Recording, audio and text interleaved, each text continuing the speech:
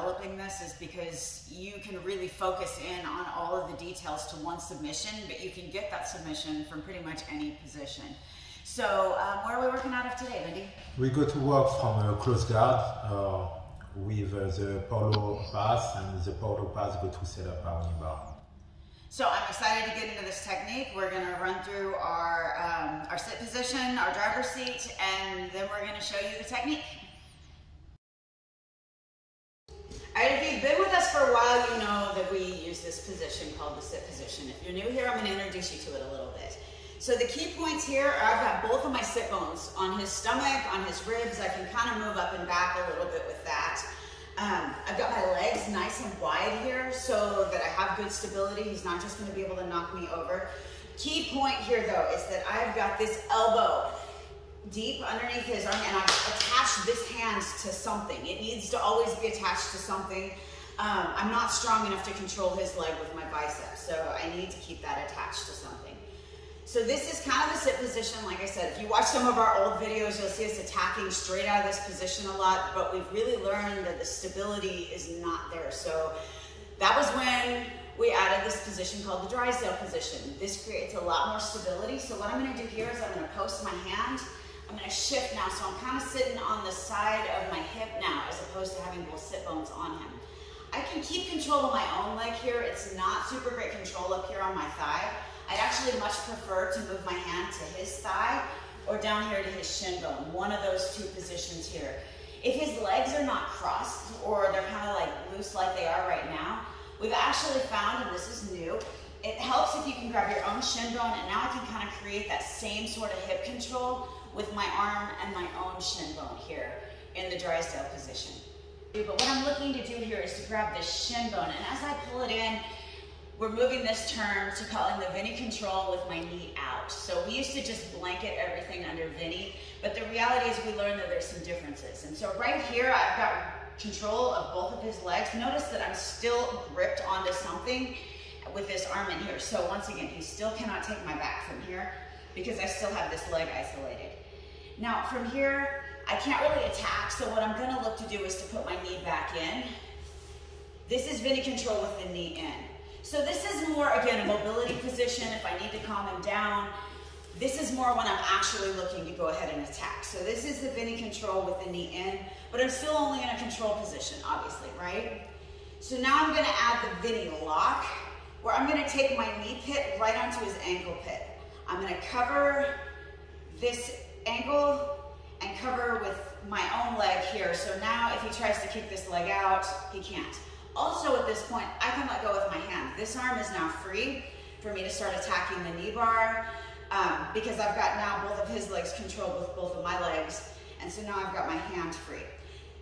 The keys that people miss here are that they'll get on the toes. And when you get on the toes, he can just pull this right back out. And if I don't have control of his legs anymore, or like if I've let go with my hands, you can see now he can take my back. I don't want that.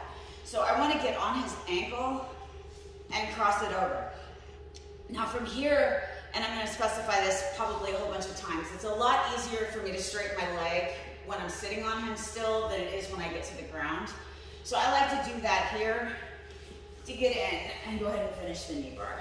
When I'm done, I'm going to regain my Bendy control, and I'm going to use my leg like a pendulum to bring myself back up to sitting.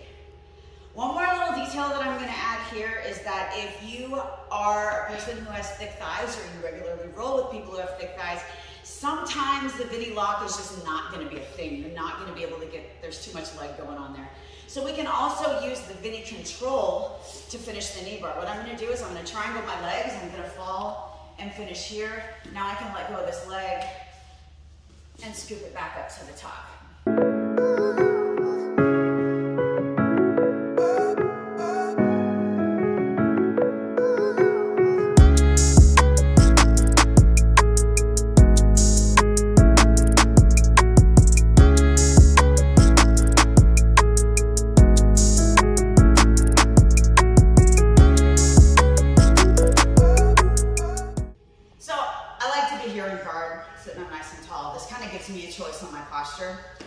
I'm in here. If he starts to try to break my wrists apart or anything like that, or even if he doesn't, what I'm going to do is I'm going to slide up and get my hooks like right here in his armpits. That gives me good control. I can kind of start moving forward.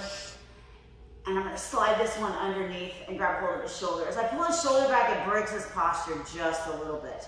Now I'm gonna hop up onto my toes, and when I do, I'm gonna dig my forehead right into his chin. So he's really uncomfortable now.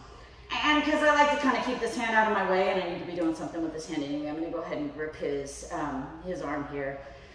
I'm gonna move over with my toes, and then I'm just gonna drop this bottom hip to the ground and move that bottom leg to the front here. Now it's gonna depend on how his legs are crossed here as to how I'm gonna go ahead and break this lock. If they're crossed like this, which it's nice and fortunate, I can just look down and see. If they're crossed like this, all I need to do is grab his heel really quick and pop it off. As I pop it off, I'm gonna bring my leg low. I don't wanna be hanging out here for a long time fighting with this. If I do, I start risking him attacking this arm up here or a triangle or whatever else.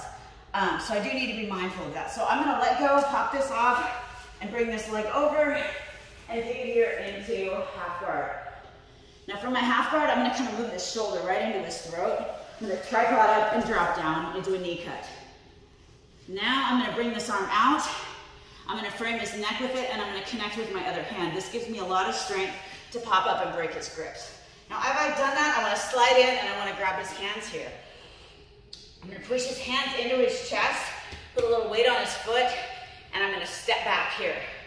This is gonna prevent, as I step back, this here prevents him taking a crab ride or taking my back or anything else.